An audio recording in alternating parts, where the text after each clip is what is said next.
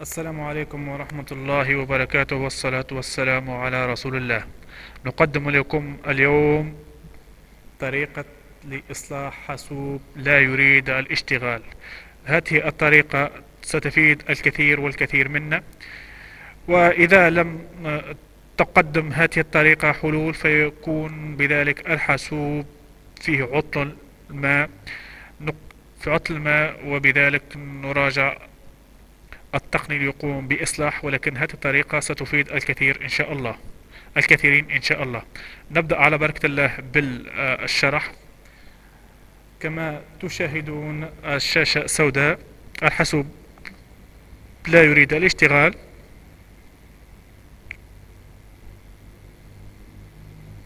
كما تشاهدون الحاسوب لا يريد الاشتغال. نضغط لتشغيله. الحاسوب ليست هناك أي إجابة من الحاسوب. الشاشة على الدوام سوداء. نضغط كذلك لا يريد الاشتغال. نقوم الآن بفصل الكهرباء على الحاسوب كما تشاهدون. نقوم بنزع بطارية الحاسوب كما تشاهدون. نقوم الآن بالضغط على الحاسوب كأننا نريد تشغيله لإفراغ الحاسوب من أي طاقة كهربائية.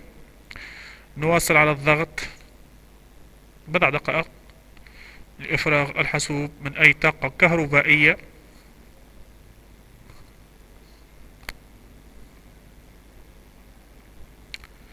كما تشاهدون الآن بعد الضغط نقوم بإعادة الكهرباء دون وضع البطارية، من غير البطارية كما تشاهدون الآن. نضع الكهرباء بدون البطارية. نقوم بتشغيله، وكما تشاهدون استجاب الحاسوب.